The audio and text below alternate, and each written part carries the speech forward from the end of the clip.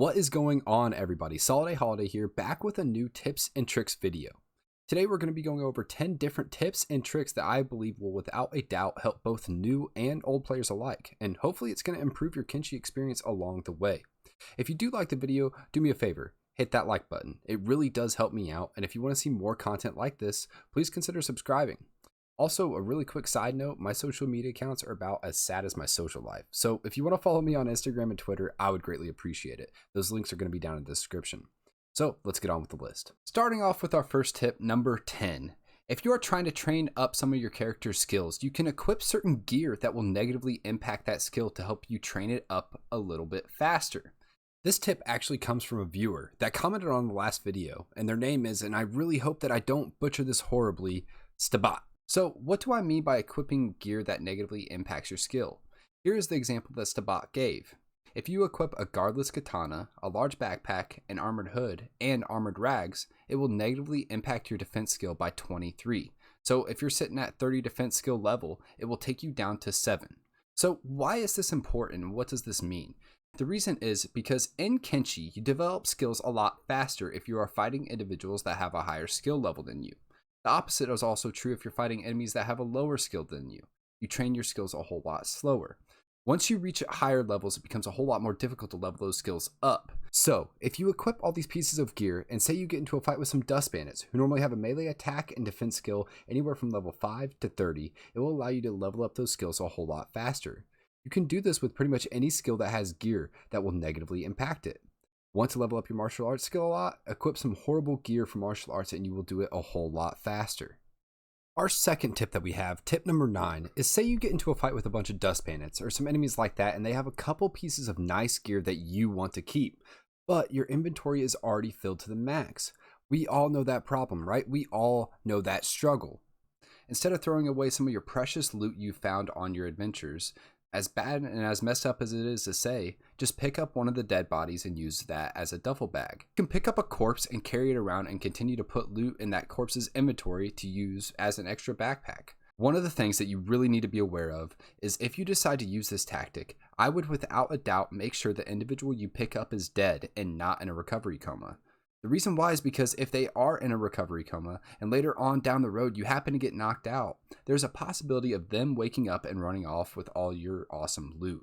I would also be careful about loading your game. Sometimes Kenshi, it just messes up. I've personally had instances when I load a previous save and the individual I was carrying, whether it was to turn in their bounty or if I was just trying to train up my character's strength, was no longer on my back. So just make sure you be careful. So, speaking of backpacks, that's actually what tip number 8 is about. Say, for example, you have an animal in your squad, or just a character with a backpack on, right? If you put all of your food into that one backpack, all of the characters around that person will actually eat from that backpack, so you don't have to fill up everybody's inventory with food.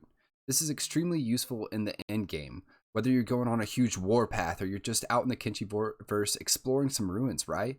What I do is I will choose one character in my squad to carry all the food in their backpack. One of the important things to note is that if you put all of the food into one character's backpack, you need to make sure that that character has his or her backpack on, because otherwise this tip really does not work.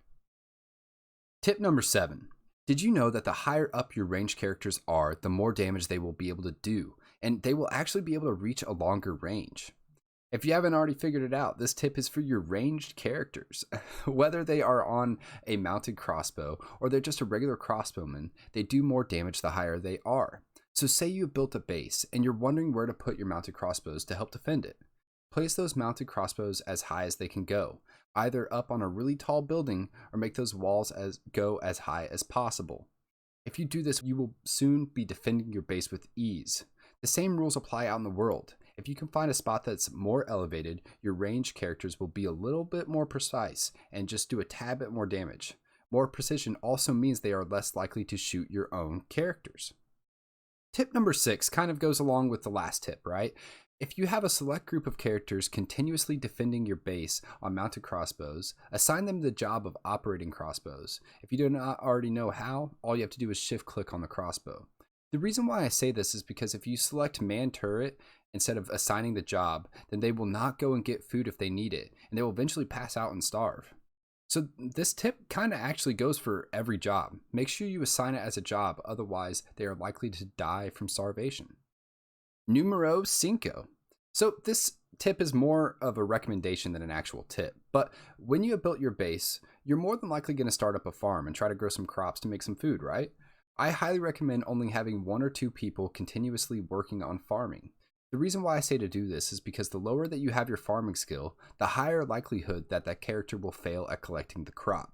So you can have an extra large wheat field and it can be completely full of grown crops. But if you have a character that has a very low skill try to collect those crops, you'll probably only get about 5 or 6 when you could be getting 20 or more. Number 4. Say you're about to get attacked, right? Or you decide to attack a whole squad of people for no reason. I mean, we've all done it, right? You can just simply right click on the enemies to attack. But if you do this, all the characters you have selected will attack that one person you clicked on. To avoid this, rather than tell each individual person to attack each member of the enemy squad individually, what you can do is you can hold down right click on one of the characters in the enemy squad. And what you need to do is you need to select attack all targets. What this will do is it will split up your squad and have each person start attacking a different target. Not really a huge tip, but it's still a quality of life mechanic that can really make it easier for you if you did not already know about it. Our third tipperino. So one of the main problems that I run across with having ranged characters is that they can sometimes be really hard to control unless you constantly keep an eye on them, right? One of the things that you can do to prevent this is that you can put those ranged characters on hold. What this will do is it will keep them from moving and allow you to put them in a good position. So in theory, you could put your ranged characters up on top of a wall, so that way they have a good vantage point of the fight and they won't leave that spot. Another problem that is common with the low level range characters is that they will shoot their ally squad members in the back. This button will allow you to move your characters so they are less likely to do that such thing. I use this button for all my ranged characters and it actually makes a huge difference. Our second to last tip that we have for the day. In my opinion, sneak is actually one of the easiest skills to level up in Kenshi. Why, you may ask? Don't you have to sneak next to a bunch of enemies and risk getting caught and dying just to try to level it up? The answer is actually no. The way that sneak works in Kenshi is if you are near someone and you have sneak enabled and they happen to see you, it will actually start to increase your level. It does this no matter if they're friend or foe. It doesn't matter if it's day or night. So this means that you can level up your sneak in the safety of a town or a city in broad daylight and not have to worry about dying or getting your butt kicked if you get caught. This might seem like a really cheap tactic, right? But it works really well because there are a lot more people close together in the city, a lot more people that are going to see you than out in the real world. Our last, but not least, tip. Number 1. One of my favorite parts of Kenshi is getting all of that awesome loot after a really hard fight, right? But one of my least favorite parts is trying to manage all of that juicy loot in your squad's inventories. One of the ways that you can get around trading between each character in your squad over and over again, you can have one character collect all the loot. Then you can just click and drag the item that you want to trade from one character's inventory to the portrait of the character at the bottom that you want to trade it to. As long as they are within range and they have room in their inventory, it will automatically trade the item between the characters. This makes the whole process of trading between characters a lot easier and a lot faster. If you guys want to check out my Kenshi tips and tricks playlist, it should be right there. If you guys want to check out my horrible gameplay commentary, if you don't want to, I don't blame you, but it'll be right there. And that big middle button right there, that's to subscribe. So hey, I hope you guys have a great day and I appreciate you guys. All right, have a good one.